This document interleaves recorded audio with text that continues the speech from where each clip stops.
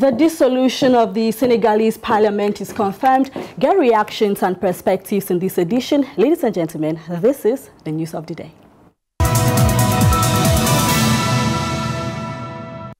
Senegalese President Bassirou Diomaye Faye has announced the dissolution of the National Assembly. This was during an address to the nation a little over 5 months after he took power. Legislative elections in the country are thus scheduled for November. Details with Paul Inès Otu. Et après avoir consulté le Conseil constitutionnel sur la bonne date, le Premier ministre et le Président de l'Assemblée nationale sur l'opportunité, je dissous l'Assemblée nationale. Sans surprise, le président sénégalais dissout l'Assemblée nationale. Objectif visé, avoir une majorité confortable pour gouverner. La précédente législature élue en 2022 est dominée par le camp de l'ancien président, l'en empêche. La majorité parlementaire a décidé de ramer à contre-courant de la volonté du peuple sénégalais, pourtant clairement exprimé au soir du 24 mars 2024. Dernièrement, l'opposition majoritaire à l'Assemblée nationale a bloqué l'action gouvernementale. Le groupe BBY avait boycotté le débat d'orientation budgétaire. Il s'agit de la proposition visant à supprimer le Haut Conseil des collectivités territoriales et le Conseil économique, social et environnemental jugé budgétivore par les autorités. J'en ai donc conclu que le gage d'une collaboration franche avec la majorité parlementaire, dans le seul intérêt du peuple sénégalais, était une illusion. Celle-ci ayant décidé de se détourner du peuple pour promouvoir le culte du blocage et ainsi entraver la mise en œuvre du projet sur la base duquel j'ai été élu.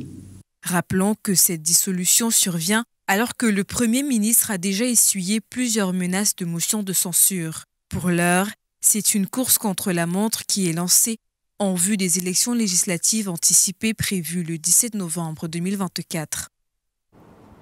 While announcing the dissolution of Parliament on September 12, 2024, Senegalese President Bassirou Diomaye Faye cited Article 87 of the Senegalese Constitution. But how firm does the Constitution back this decision? Find out in this write-up signed Blantin Jinka. The Prime Minister and the President of the National Assembly on the opportunity. I dissolve the National Assembly. The date of the legislative elections is thus set for Sunday, November 17, 2024.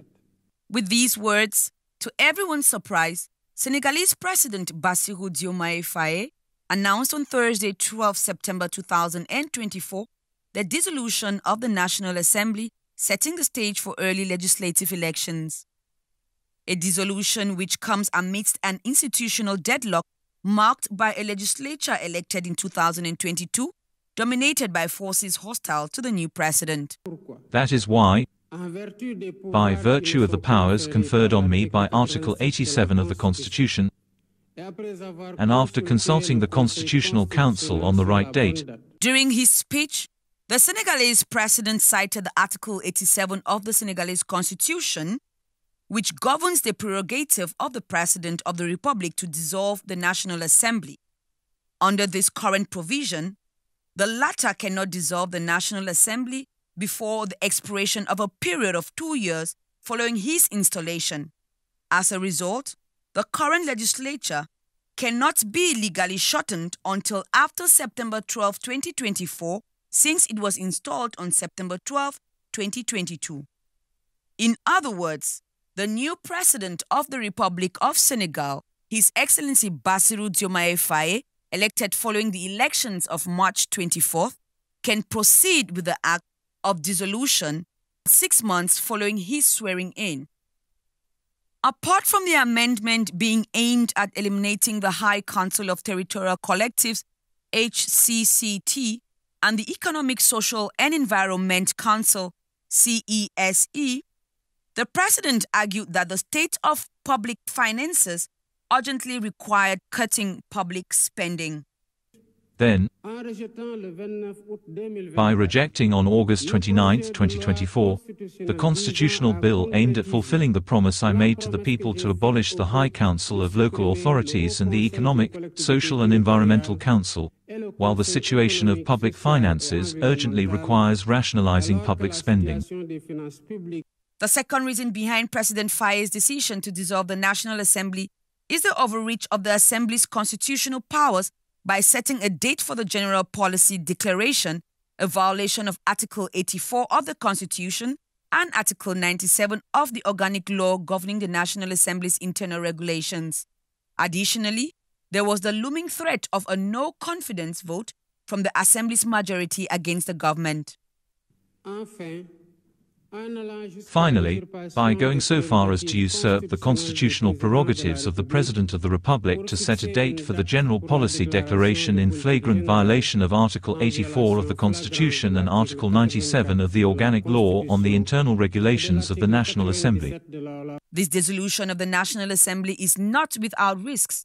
This move to resolve the political paralysis could be seen as an admission of failure in the cohabitation between the executive and the legislative branches. It could also deepen political polarization in the country, especially if the November elections fail to produce a clear majority in favor of the president. It was therefore my legal, ethical and moral duty not to give in the slightest shred of tolerance to the law's detractors. As aforementioned, the dissolution of parliament has been enacted in Senegal, a measure that public opinion and some politicians rather find legitimate. Details with Colin Bekata. C'est donc pour accorder à Diomaye Faye, le président sénégalais, le pouvoir de dérouler ses réformes, que l'Assemblée nationale a par lui été dissoute, conformément à la Constitution qui lui confère ce droit. Alors que l'on se projette sur des élections législatives anticipées en novembre prochain, des figures certaines de la classe politique et l'opinion publique semblent faire allégeance à l'initiative prise par le chef de l'État. C'est le cas d'Aminata Touré qui exhorte les Sénégalais à donner la majorité au régime, question de travailler pour l'avènement d'un Sénégal souverain. En violant allègrement la loi, l'Assemblée nationale, à travers la majorité mécanique de Benno Bokk Yakaar, a convoqué le Premier ministre Ousmane Sonko le 11 septembre dernier. Le président Bassirou Diomaye Faye a su mettre fin à cette peine que nous infligeait cette Assemblée nationale. Malick Gakou, qui était candidat à l'élection présidentielle de mars dernier, approuve lui aussi cette dissolution de l'Assemblée nationale. C'est aussi le regard que posent plusieurs Dakarois qui estiment pour certains que cette dissolution du Parlement est conforme à la Constitution. En fait, c'est prévu dans la Constitution. En fait, c'est une possibilité que le président de la République peut prendre l'initiative. Donc, je pense que pour mettre le président à l'aise. D'autres trouvent légitime que le président ait des mains libres quant à la réalisation de son programme. Et avec cette assemblée-là, ils ne pourront pas travailler. Pour que ça soit acté, il faut qu'ils dissoudent cette assemblée pour qu'ils puissent travailler normalement en fait. Les regards sont donc désormais portés vers le mois de novembre pour voir le peuple sénégalais réaffirmer ou non leur soutien au tandem Diomaye Faye, Ousmane Sonko.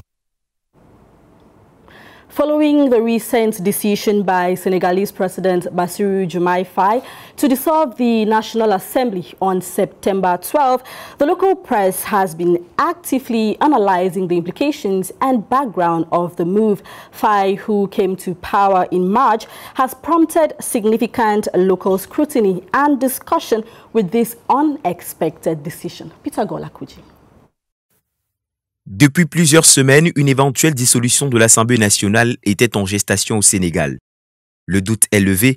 Le président Bassirou Diomaye Faye, élu il y a 5 mois, a dissous le Parlement le 12 septembre dernier et a convoqué des élections législatives anticipées le 17 novembre prochain.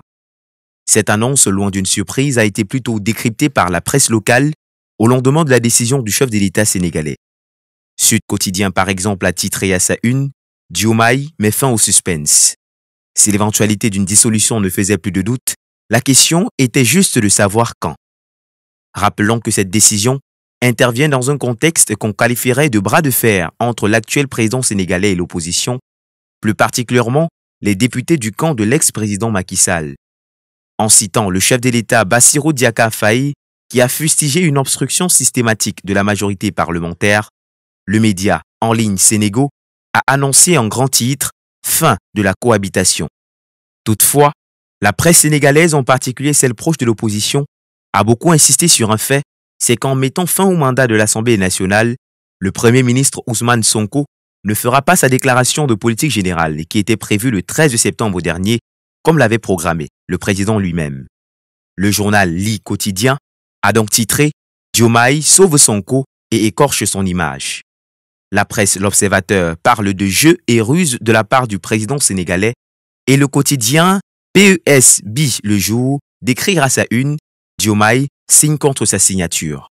Entre décryptage et analyse, la décision est actée et le temps est désormais à la préparation des législatives à venir.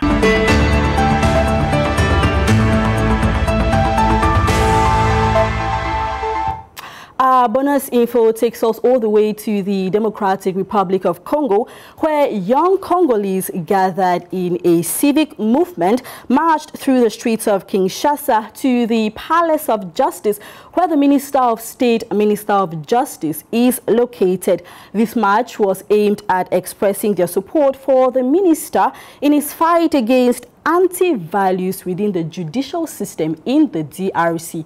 Yves Mayele, our correspondent in the DRC, now reports.